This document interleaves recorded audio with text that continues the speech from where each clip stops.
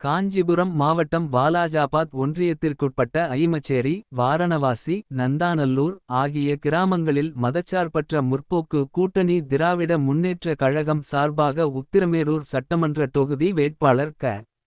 சுந்தர் அவர்களுக்கு விடுதலை சிறுத்தைகள் கட்சி சார்பில் ஐமச்சேரி பொறுப்பாளர் குடியரசு, வாரணவாசி பாபு, இளஞ்சிறுத்தை எழுச்சி பாசறை மாவட்ட செயலாளர் மதன், திமுக மாவட்ட இளைஞரணி துணை அமைப்பாளர் சஞ்சய்காந்தி ஆகியோர் ஏற்பாட்டில் மாலை அணிவித்து, மலர் தூவி, ஆரத்தி எடுத்து சிறப்பான வரவேற்பு வழங்கினர்.